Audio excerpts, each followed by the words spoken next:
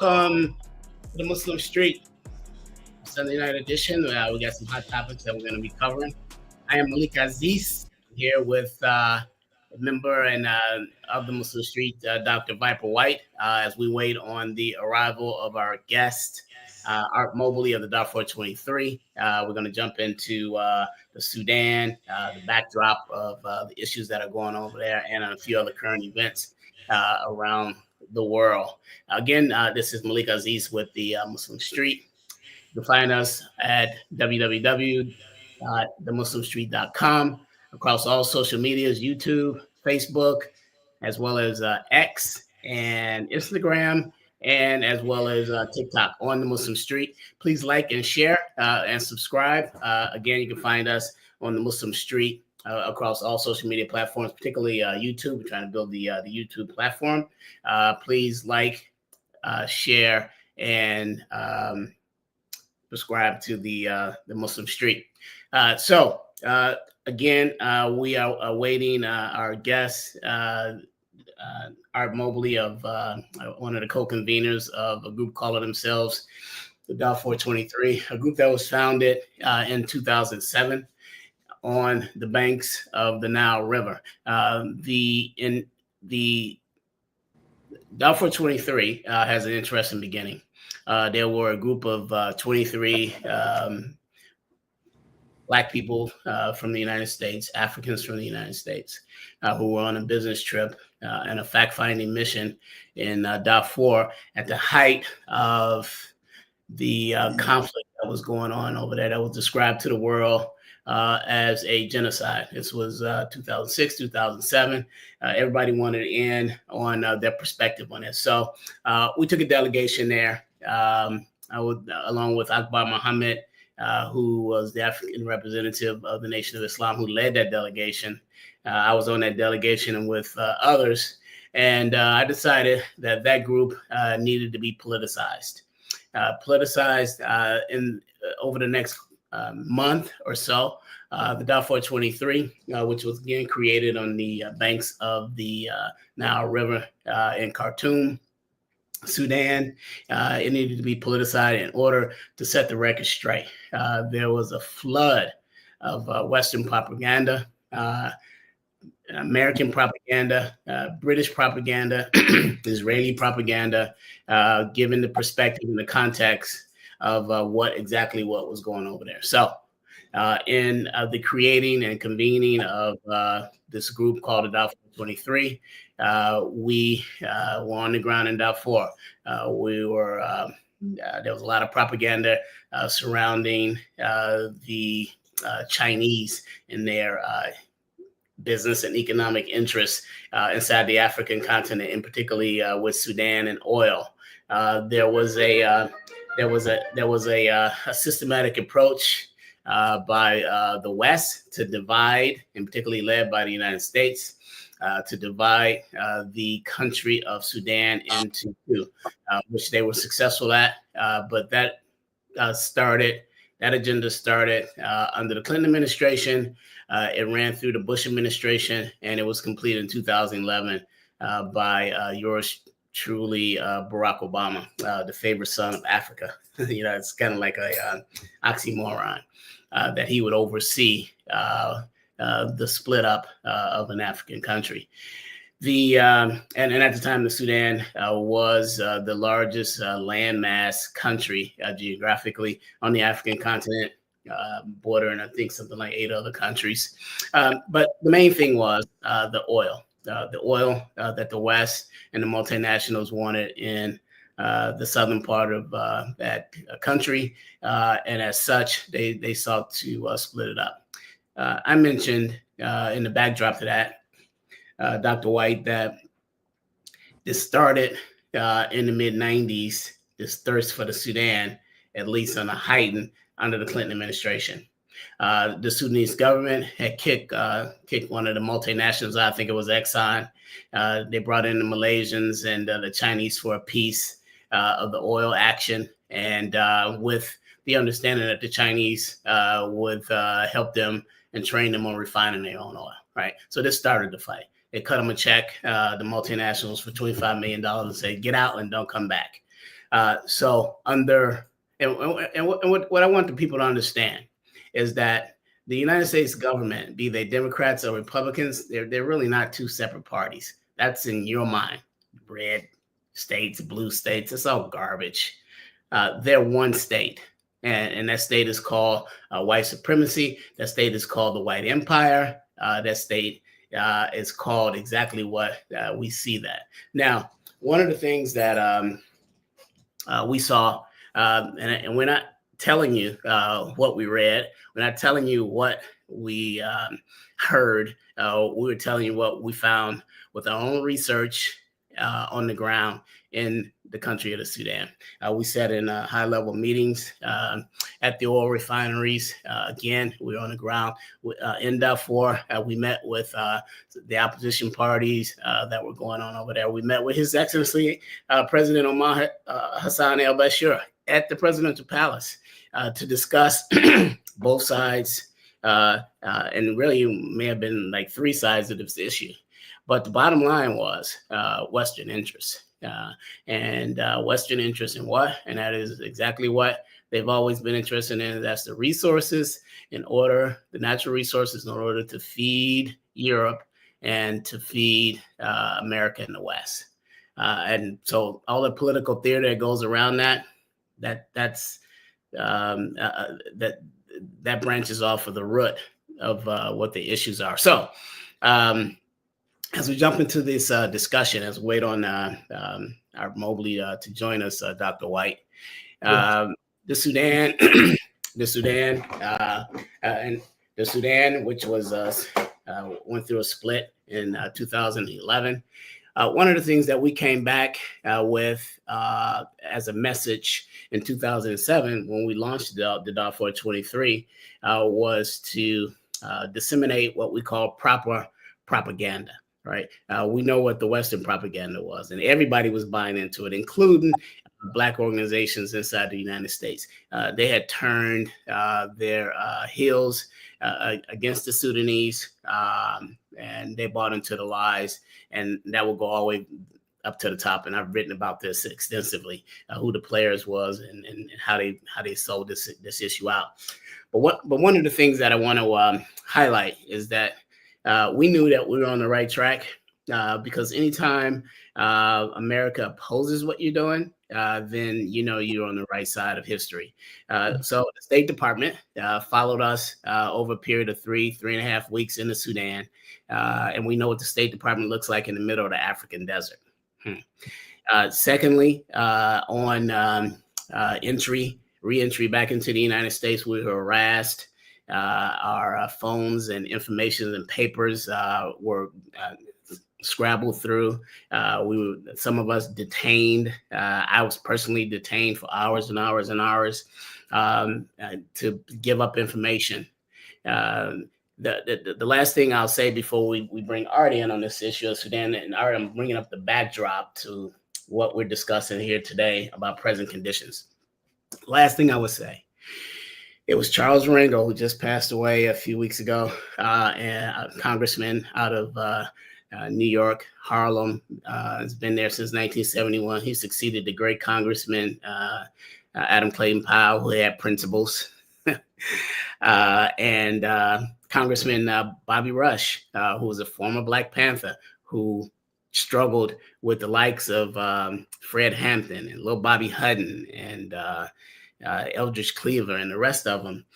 They said in 2007, while we were in a fact-finding mission in Darfur, in Sudan, in order to be a bridge to peace, they stood on the White House lawn with George Bush, the warmonger, the neocon.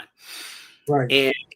And they stood against not only us, who were the Darfur 23, who had emerged in the Sudan, but they also stood against Africa and the Sudanese government. And these were two Democrats standing with a neocon president, George Bush, who warred against the Muslims. Okay. And without any kind of context that Bobby Rush, as well as Charles Rangel, could have got on a plane themselves and came and went to the Sudan and did the same thing that we did. Get the information for yourself as opposed to buying into the propaganda.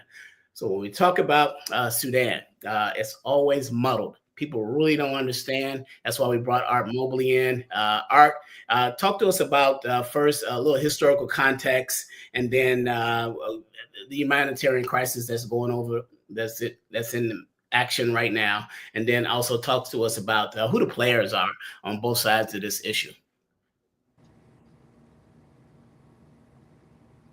We got an audio issue here with Art.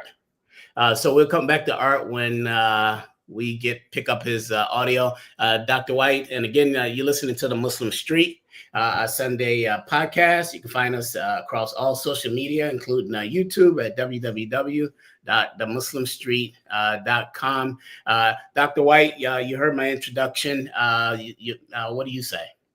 Well, first of all, I want to thank you for allowing me to be back on Muslim Street, the #1 show in the country that tells the truth. And I am very, very happy to be on the show. El Hajj Malik Aziz, since I've known you for 20 years or more, but this is your third name, right? Robert, Malik, now El Hajj. And that's so you get on national TV and call people Cassius Clay, huh? That's amazing. Let me tell you something. No one calls you by that name.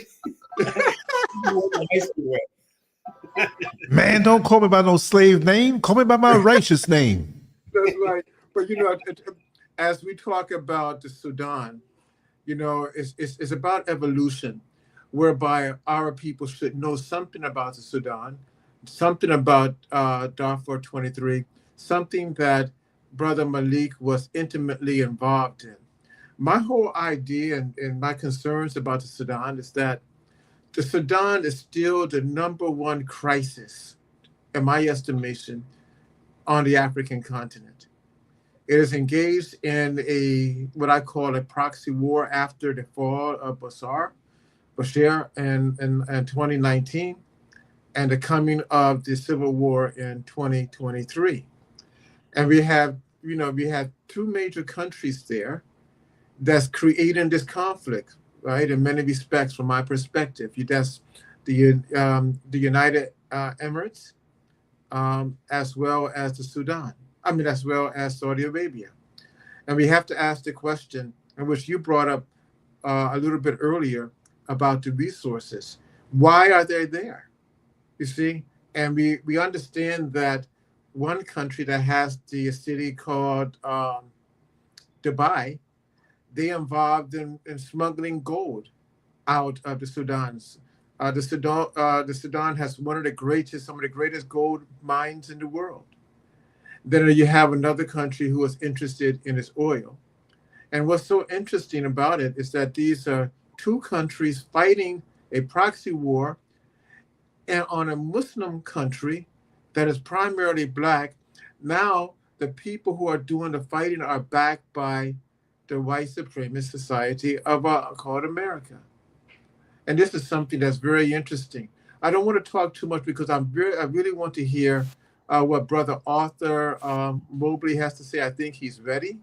But I really want to engage in his conversation. This is his time today. Check. Can you hear me? Yeah. Yes. Okay. All right. Yeah. Good to be with you, brothers. How's everybody doing? Alhamdulillah. Yes. Good. Well, of course, we know in the Sudan, after we came back and Malik has talked a little bit about the Darfur 23. One of the things that I did was instantly begin writing about that particular situation because I knew a lot of Sudanese who were in my home community in Arizona and went to a number of meetings ahead of our venture there and as well as even after. And it was really, really difficult to have conversations with people who were in the Sudan, who were in the middle of that conflict. I talked to everyone from John Garang, who was the president of South Sudan, to many of the organizers who were trying to find places for the lost boys. You remember the Sudanese were all over the country, and they were bringing them in by droves. And that's a tactic that Western cultures use. It's a colonial tactic to bring people out of the target country. I won't say a host country, but a target country, and attempt to try and train them and sift these people so that they can send people back in that might be helpful to them at some political position or some kind of way as they attempt to move forward. But they were trying to create this split between Christians and Muslims. And that was basically where Darfur came in, because Darfur is about geographically right in the middle, up the border on the Libyan side with of Sudan.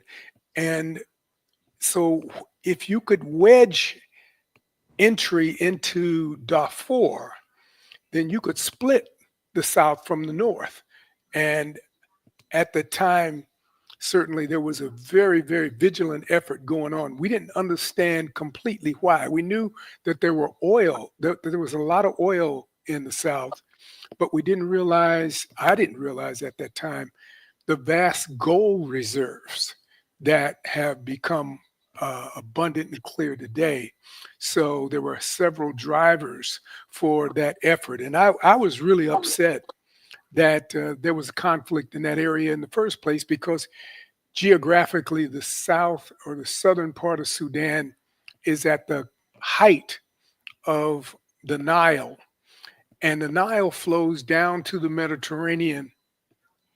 And if you disturb the ecosystem too much on that part of the Nile, then you could pollute the entire Nile basin, especially when you're talking about oil and the things that they do with the gold exploration. They use a lot of lead and mercury, and it becomes just a environmental disaster, if you will. And so it's a very sensitive sensitive area for me. I love Africa. I want to protect Africa. I don't want Africa to be ruined and spoiled by Western nonsense before we can even see it in our, fully, and much less be able to allow it to be habitable. So my concerns were I was asking the brothers here from the Sudan, do you realize what you're asking for? When you talk about civil war and you want to split the South from the North, do you understand what you're asking for? Do you really understand what you're asking for? You might get what you're asking for, and it will be a disaster. Now, Bashir was still in power at that time, and certainly there were those forces in the South that were being financed primarily out of Israel and Britain, and as you mentioned, Darfur, and not Darfur, but out of Dubai and England and a few other places, the U.S. as well. So they're all vying for a spot to enter this conflict. And that's why they were so concerned about what the Darfur 23 group was doing before and after. But we're just teachers, we're professionals, we're journalists. We took a wide swath and variety of people there to go and to observe, which African Americans should have the right to do. We should be able to travel freely in and out of Africa to assist where we feel it is important and where we can, because certainly the help is necessary. But the crisis that we have today broke down because they lied about what was going on in Darfur. They said there was 800,000 people dead, and the Janjaweed was being sent by the Sudanese government into the Darfur area in the region, and riding on camelback, and they were just killing and raping and pillaging and setting things on fire, and it was all BS. What you had in Darfur, which is part of the Sahel, was a water crisis. Yes. The only problem that was going on was that there was a water shortage. And when you have an agrarian society moving from one spot in the desert to the next, you would always have conflicts over water and watering holes, and where we can water the cattle, and where we can find an oasis so that we can camp, and those kinds of things, which was solved, by the way, by what Muammar Gaddafi did in Libya, when he was able to dig beneath the Sahara and tap into an underground river, which again, that's another story, and we'll talk about that in a bit. But this was the plight of Sudan. Sudan is certainly a huge territory, and one of Africa's largest countries. And I put that in quotes because I hate the idea of borders in Africa anywhere. I believe that there should actually be no borders unless they're state borders, and Africa should be one contiguous place, and it should be the home of Black people. It will be the home of Black people because it has to be the home of Black people once again. And we have to reclaim our birthright as African people. And we also have to insist that Africans adopt the same strategic position as we move forward. But we've got the conflict there in Darfur. Hey, before we jump into the conflict, I want to before you shift that. You brought up some very important points about the confusion and the propaganda coming from left field and right field. And I'd like for yourself and Dr. White to jump in on these a couple points I want to make as throwing it out there. One is when we returned in 2007, we did a fact-finding mission in Darfur. We were there for 3 weeks. We met with the president. President Omar Hassan el-Bashir. We're in the Oval Office. I'm sitting center front row. He comes out, sits at his desk, gives the greetings of Salam Alaikum. The very next thing that he said to the Darfur 23 was that the United States government, through African intelligence, was responsible through the CIA for planting AIDS in Africa. Blew our minds. It was like, wow, wow. But here's what I want to have you guys jump in on. When we came back, we launched a proper propaganda campaign from one end of this country to the other. I initially went to I was at the time the Florida chairman of the National Black United Front. I was on a national committee, and I initially went to the Black radical tradition and its leadership with this issue, because what I felt coming out of for Africans in America, the Sudanese, and throughout other conflicts on the African continent, that we could play a part in peacekeeping, right? Negotiating peace between conflicts on the continent will save hundreds of thousands, not millions of lives, right? Because we sit at a neutral perspective, not one side or the other. We sit on one side or the other in the Sudan. They rejected that. The other thing I would say that I'd like you guys, brothers, to respond to, there was a national committee meeting down in, I think it was in Houston, and all the heavyweights of the revolutionary circles were there. Omari Obadeli was there. Chokwe Lumumba was there. Dr. Conrad Worrell was there. Dr. Leonard Jeffries was there. And Dora Burahad was there. They heard my presentation in a closeout session on Darfur, and Omari Obadeli, as well as Chokwe Lumumba of the Republic of New Africa. Chokwe, later becoming the mayor of Jackson, Mississippi, said that my analysis was spot on. Last thing I'll say to that, because I want Dr. White kind of respond to the divide that was going on here amongst Black people. And why we will let that kind of thing to happen over an issue like this. I gave a major presentation at Operation Push, Jesse Jackson headquarters, a 1 hour lecture on Darfur. And in the crowd was the great Dr. Anderson Thompson, an African community in Chicago, who I studied under. He was one of my masters. Later, afterwards, he said that my analysis was spot on. So we had a division, Dr. White, inside of the Black radical tradition on the issue of Darfur. And what I found is that the ones who took sides against me and my analysis came right from the land, they didn't have the research. I had the research. You'll find that, and as I think Brother Arthur would agree with me, that the United States has put a number of NGOs in the Sudan. And these NGOs are oftentimes operated by individuals, political individuals, as well as managed by African Americans. And they preach an argument, a narrative that goes against the interest of the Africans in that region and the Africans on the continent, period. So therefore, when you have a perspective like yours, Brother Malik, they reject it because it looks radical, it looks strange. Now remember, at the beginning of all of this, it really was around the 1990s, right?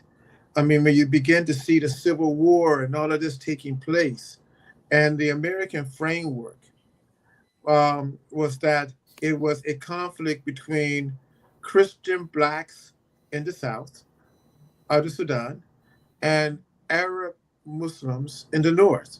And they framed it in that manner. Mm-hmm. Now, most of the African Americans did not know anything about the Sudan.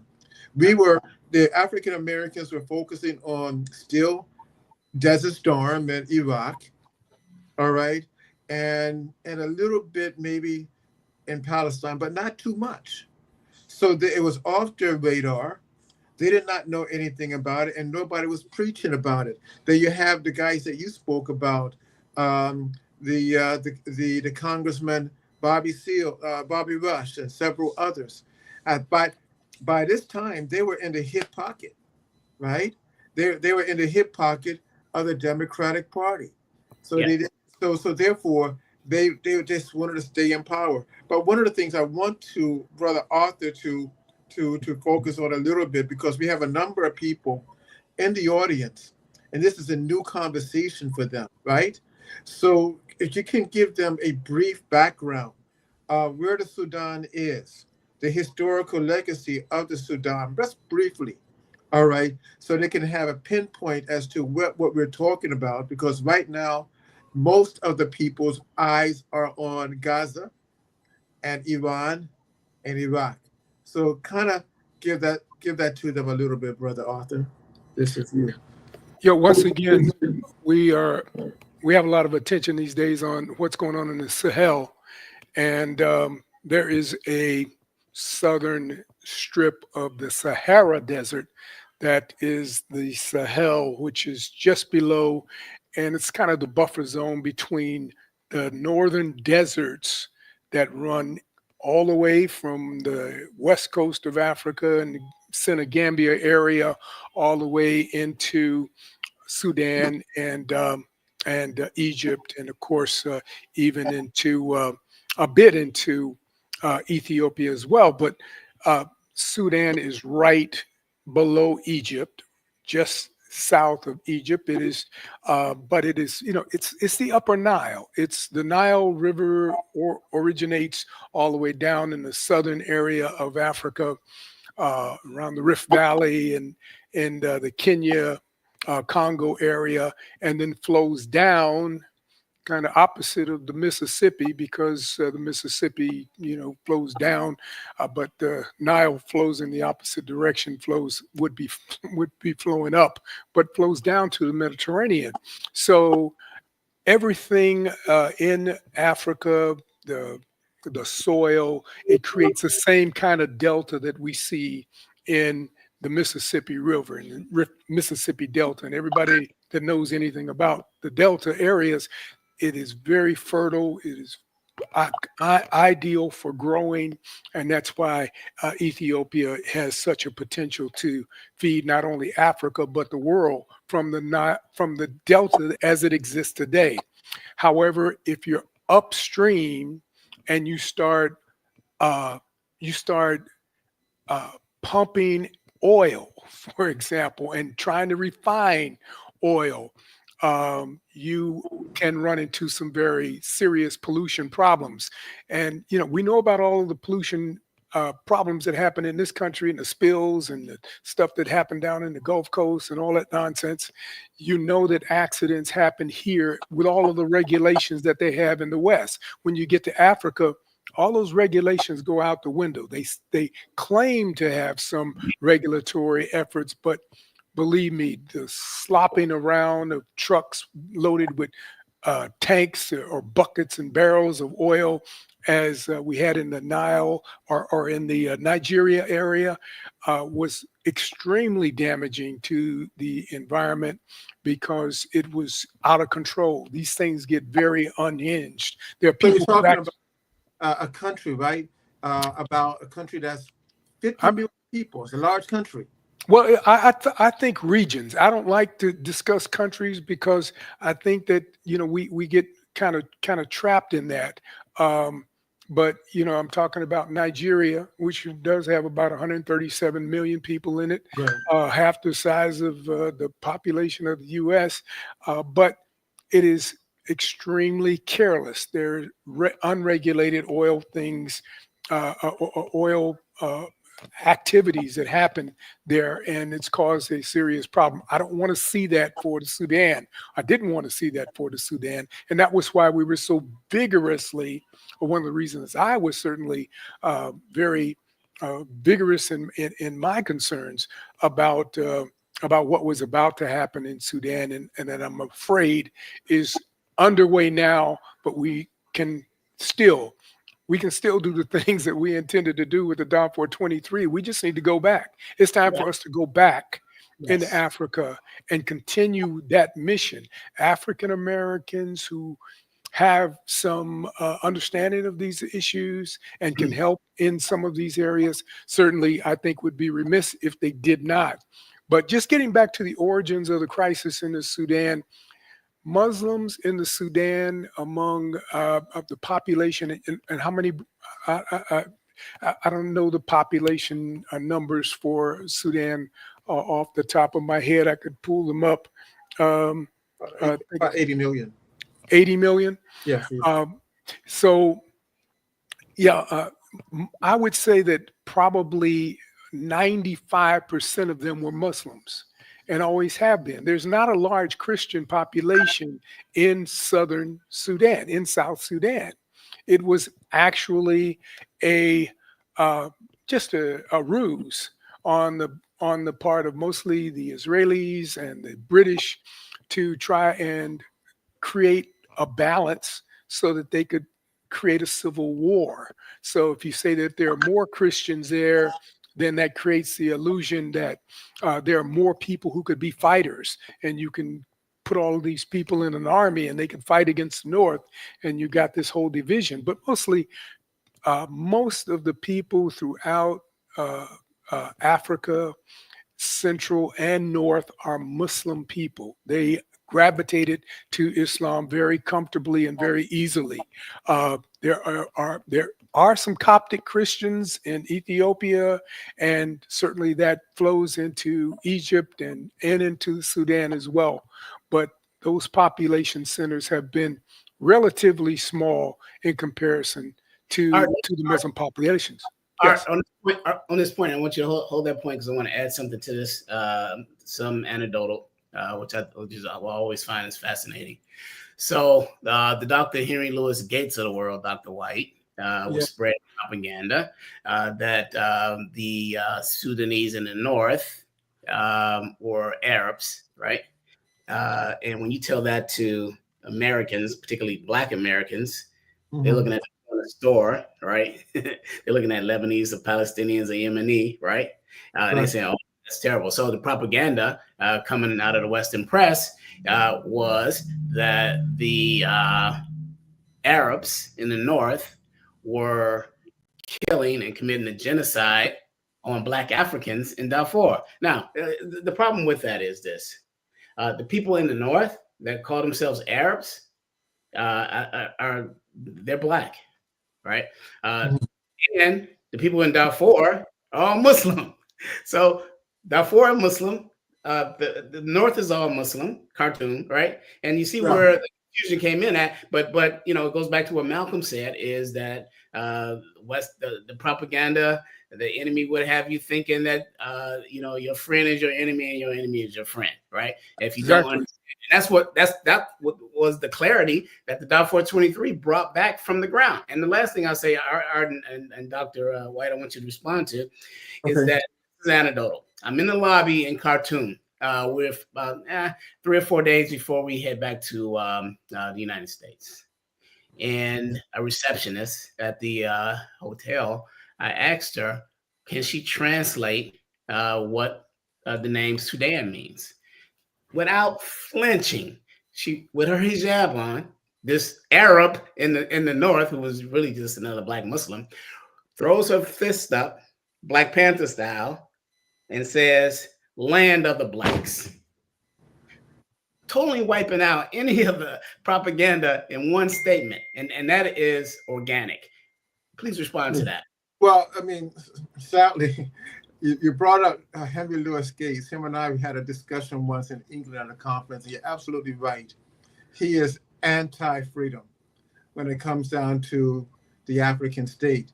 But what you have to understand Walter Rodney's piece to understand Africa. And that is the piece that's titled How Europe Underdeveloped Africa through colonialism, by misinterpretation, by causing internal conflict and made up divisions, as Brother Arthur eloquently stated earlier. So therefore, with this push, as Walter Rodney states in his book, it's so great that now the Africans begin to believe it. And that's the real problem. That goes back to Arthur's argument earlier, where he said that when he speaks to the Sudanese in the United States, they don't have a clue. I think that's what he said. They don't have a real clue as to what is really taking place because they have followed the propaganda. So that makes our job even more difficult because we are trying to bring forth the truth, bring forth why the Sudan is so important to the African in the diaspora, and why it is important to the redevelopment of the African continent to become a power broker in global affairs. Because as you both stated, the Sudan, yes, it has some problems, but it's very wealthy in gypsum. It's very wealthy in gold. It's very wealthy in oil. It's very wealthy in all types of mineral wealth that the European societies need. So therefore, if they, and we have to understand also, is that right now, Europe and the United States want to divide the Sudan up, because right now, when you look at the country, I know you talked about region, when you look at the country that is called the Sudan, we're talking about a country that is the third largest in the on the continent, and the third largest in the Arab League. So we're talking about a huge country that is sparsely populated. And they would like to divide that up so that the whole region could be controlled. You put in a few warmongers in there, leaders of clans or tribes, so they can do the bidding of the United States and Europe. And that's why it's so difficult. That's why it's hard. Well, I think that the brothers that are operating in the Sahel out of Burkina Faso and Niger and Mali and Guinea, they're now connecting on the west coast of Africa on that end with the leaders from the Ivory, or not the Ivory Coast, but Senegal. And Senegal is on the Atlantic Ocean, and you're headed east across Africa, and you go through Mali and Burkina Faso, and then Guinea and Niger, and you get to Chad. Chad has also just announced the other day, last week, that as on the tail of Trump's pronouncement that a lot of these African countries would be barred entry into the United States. And they said, well, hey, we don't want no Americans here. And he is now officially, Chad is officially essentially barred U.S. passport holders, U.S. citizens from entering Chad. Hey, two can play this game. If that is the attitude that prevails throughout the Sahel and throughout some of these regions, then a lot of our worst, most troubling work will be done by Africans themselves. We would just eliminate that from being a problem. Personalities and individuals, we have varying degrees of education and understanding throughout African America about what is going on in Africa, what the political situation is there, what the geopolitical situation is there. And we've got a lot to learn. But groups like the Darfur 23 can be very functional and instrumental in helping to bring that education to the fore, because if we don't do it, there will be no other group that endeavors to do that same thing. We need to look at critical mass. We've got to build critical mass of our own intellectuals and our own just academic leaders, so that we can once again move forward with a progressive venture. But if we again look at the conflict on the ground today, the Sudanese army was reassembled after the breakup, essentially, of Darfur and the start of a civil conflict between South Sudan, because they drew a line from Darfur right across to Ethiopia and said, okay, this is going to be South Sudan, and everything north of here was going to be Sudan, and cut Sudan in half.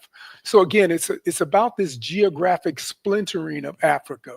So we go from 54 countries, now we're up to about 58 countries, and it'll keep subdividing before they get finished. If they continue moving in the direction that Europe and the West would like to go, Africa will be split up into maybe 100 countries. Do you think that it's going to occur now? I mean, right now. No. It is not going to occur. The reason it's not going to occur is because of what's going on in the Sahel.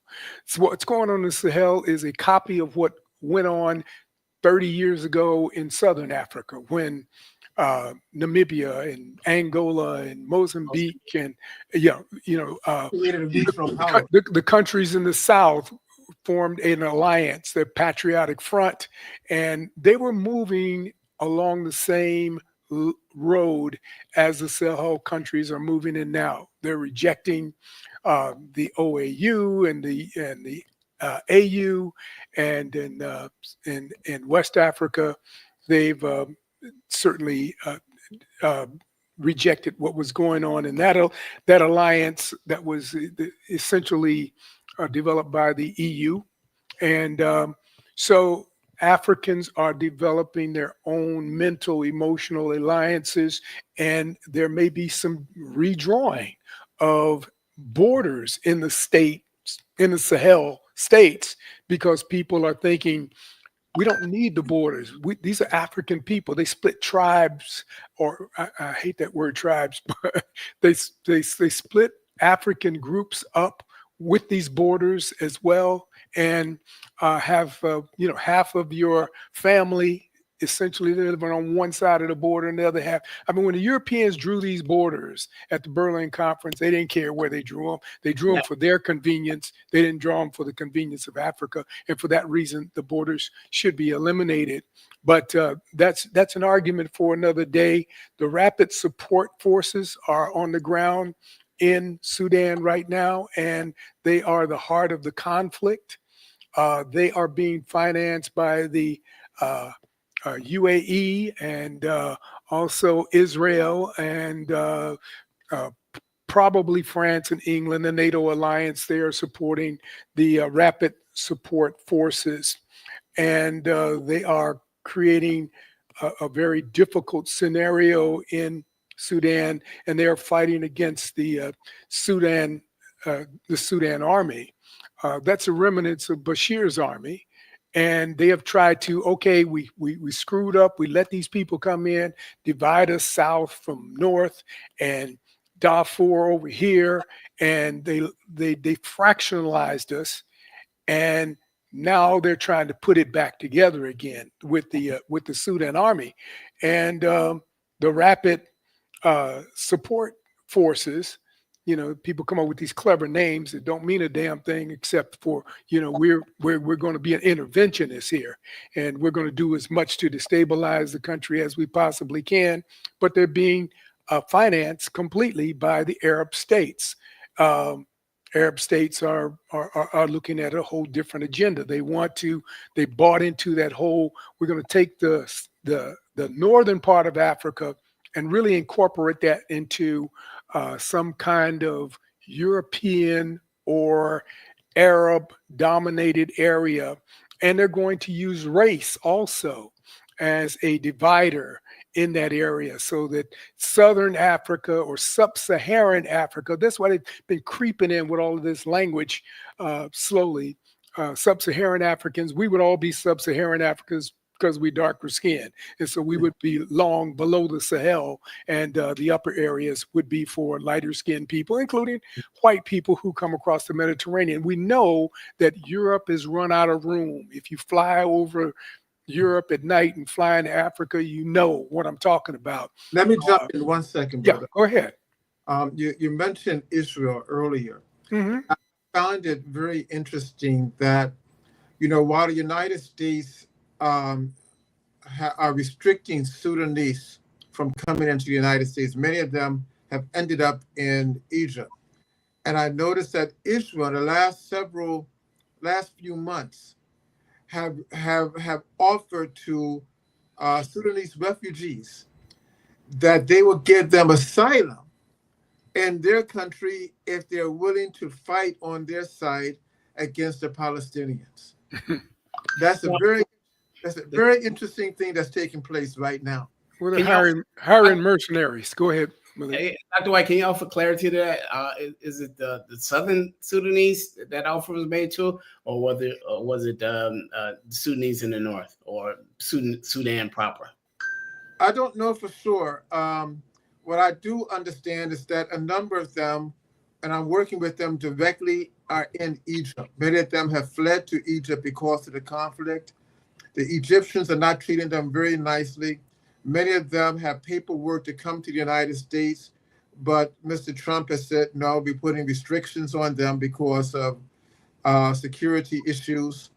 And the Israeli has stepped in to say to these people, regardless if they're from the north or from the south, that I see, that we will give you asylum and we will give you passage to Israel. You can live in our country, but you have to be willing, sign on a dotted line, to be part of the Israeli Defense Organization to fight against the Palestinians. Yeah, well, yeah, they're looking for mercenaries. Absolutely. Yeah, They're still being paid. It's a recruitment. You know, and sadly, some African countries, some Africans have done this. Yeah. Well, absolutely. You're gonna always have people who are going to join to be paid mercenaries. They're going to be. I mean, if you can get some pay and you ain't got no money, your country's war torn as Sudan is. They always are drawing from. And it happens right here in the United States. I mean, you know, for decades and decades, they've used Black males joining the United States Armed Forces. Why? Because they have no money, they have no jobs, they have no future. You know, and this is the only way out is to go join Uncle Sam, and they'll turn them into haters of their own people within 6 months. There's no question about it. It's called boot camp. Yeah, or cannon fodder. You know, you out there. So I want Dr. White as well as Art to kind of pin in on this point. Before I do that, I just want to let the audience know that this is the Muslim Street. You can find us on the Muslim Street on across all social media: Facebook, X, formerly Twitter, Instagram, as well as YouTube. Please like, share, and subscribe. So the question I want to throw out to you guys, as we move up on about 10 minutes before we close out, and that is the sleight of hand. The West is very good at this, creating distractions over here while they make a move over here. We just saw Donald Trump do it, fighting this proxy war in Iran. He says, "Oh no, I'm negotiating with the Iranians," and then next thing you know, he back channels Netanyahu to go into Tehran. Right? This is. I mean, so as we look at Sudan. We saw this once before in October of 1998, in the midst of a impeachment trial on former President Bill Clinton over the Monica Lewinsky dress thing, right? We saw him make a mess on the dress and then, try to make a mess in the Sudan. He literally went into Sudan and dropped a bomb in Khartoum and on a school and killed kids, right? Just to get it off the front page. What can we expect? Because they're masters at this stuff, creating these distractions or sleight of hands, I like to call it. Well, what's going on in Sudan right now is the most serious humanitarian crisis in the world. We have all been slighted. Speaking of sleight of hand is to push all of the emphasis on Gaza and what is going on in Israel, when the real severe humanitarian crisis is going on in the Sudan. Certainly don't want to split hairs. A crisis is a crisis, and both are wrong and both need to be addressed immediately. But we can't leave the crisis in Sudan out off the table and out of the conversation. The starvation, the same kinds of things are going on at the hands of the rapid support forces in Sudan. That's going on with the IDF in Israel, on Gaza and the West Bank. We can't leave the Congo out, and what the Rwandan forces are doing in the Congo to create and foment conflict there. And you still have, again, fight over resources, fight over land and territory, so that these areas can be they create conflict so that they can drill, dig, mine, do whatever they're going to do. Yeah. And that's the game. So they want confusion. Anywhere there's confusion, there's theft going on. And planes are flying in all hours of the day and night, and they're taking things out as they go. So that's the game. That's what we're being robbed blind, Black people. We're being robbed blind as African people by Europeans and Westerners and Arabs who are without any heart at all, funding and trying to clear out as much resource wealth as they possibly can from Africa from under our feet. So it's up to us as birthright Black folks, wherever we live, anywhere in the world. We are Pan-Africanists. That's what this show is about. And we need to understand that Africa is our birthright. Whether we were kidnapped and taken halfway around the world, or we left Africa on our own on a pontoon boat and wound up in Hawaii or Tonga, or we wound up in America, for that matter of fact, and came up as indigenous people in this country, we are still Africans by birthright. And we have a responsibility to Africa. We have a responsibility to make sure that Africa is free and Africa is safe for Black people. Okay. Yeah. What I argue is that, first of all, in the last couple of years, we have upward to almost 500,000 people being killed in the Sudan. All right, they report the numbers low, but we know, and I have witnesses over there. I have people there that have told me. Secondly, the United States, along with the EU, they're scrambling to stay in Africa. They have a real challenge from the Russians and the Chinese. And the Russians and the Chinese are kicking America's and Europeans' butt, because every day you hear an African leader telling the French, telling the Americans, telling the English, telling the Italians to leave, giving them a time mandate. You got to be out of here by noon. And so therefore, the United States and the EU has set up what I call new NGOs, especially in the conflict, saying that we will give you humanitarian aid. We will give you educational aid. And we all know that NGOs from the United States, as well as from the EU, are nothing but spy organizations. Trump is right on that one.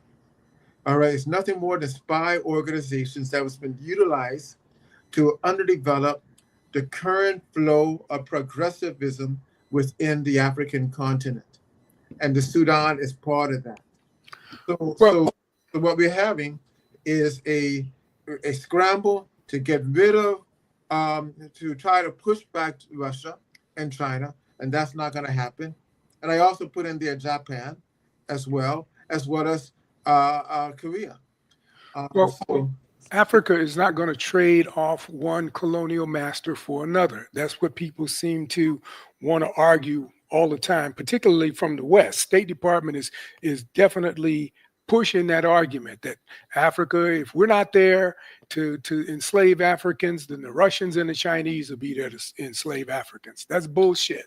Africans are not going to be, we ain't going to be enslaved by anybody, you know. So when you see these exit signs given to the French and the British, it's because they have double dealt and they have done stupid deals like they were doing in Niger, paying bassoon in Niger 80 cents for a kilo of